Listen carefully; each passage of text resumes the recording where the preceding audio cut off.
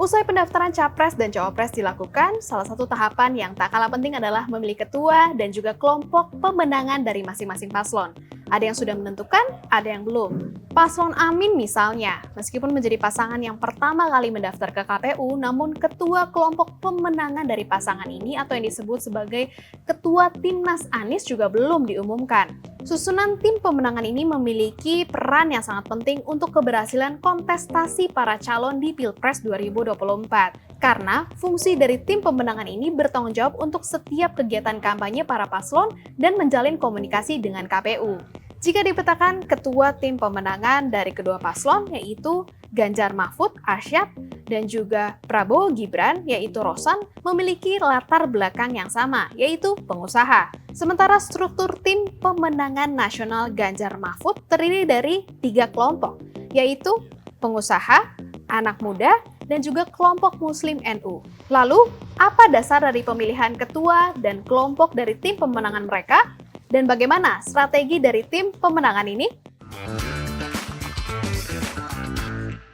Pertarungan politik, kontestasi politik, khususnya di Pilpres, jika tidak ada logistik, jika tidak ada katakanlah kekuatan rupiah, itu tidak akan jalan.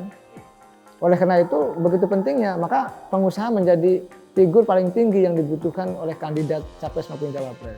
Yang kedua, baru tokoh-tokoh yang lain begitu. Kita ini kan masyarakat yang masih basisnya feodal.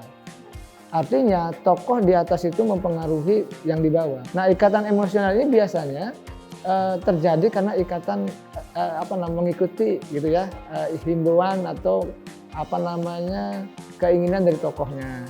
Misalkan kiai, ulama itu kan diikuti oleh kalangan santri-santrinya. Susunan kepengurusan tim pemenangan nasional Ganjar Mahfud misalnya, bukan hanya didominasi oleh tokoh yang aktif di bidang ekonomi. Posisi wakil ketua diduduki oleh orang yang berlatar belakang pensiunan jenderal. Dan guna menarik anak muda, Arsyad membentuk deputi tim pemenangan muda yang diketuai oleh Darmaji Swaradika. Menurut Ujang, mendekati anak muda harus menggunakan bahasa komunitas anak muda tersebut. Bahasa ini bisa menarik simpati anak muda, termasuk di dalam harapan yang ditawarkan oleh para kandidat. Ada kebutuhan anak-anak muda yang bisa diakomodasi. Nah, dalam konteks ini, proses kreativitas tadi yang membentuk tim, ada direktur atau tokoh-tokoh muda, mungkin influencer, biasanya artis, bahkan anaknya juga dimunculkan kan, anaknya Ganjar, itu menjadi sebuah keharusan. Karena untuk mengimbangi kekuatan dari Gibran yang dianggap representasi anak muda itu. Di sisi lain, susunan kepengurusan pasangan Prabowo Gibran diperkirakan akan mendapat dukungan dari Khofifah karena adanya kedekatan antara Khofifah dengan Jokowi. Saya dengar juga di belakang layar Khofifah juga dekat dengan Golkar. Nah, ketika dekat dengan Golkar, Golkar sudah ada di Koalisi Indonesia Maju. Jadi dari analisa dua itu aja, saya akan melihat Khofifah kelihatannya akan berlabuh ke Prabowo Gibran. Meskipun kecewa karena tak terpilih jadi cawapres setelah menggerakkan usaha-usaha baik dari dana maupun tenaga, Erick Thohir kemungkinan akan tetap mendukung kubu Prabowo Gibran.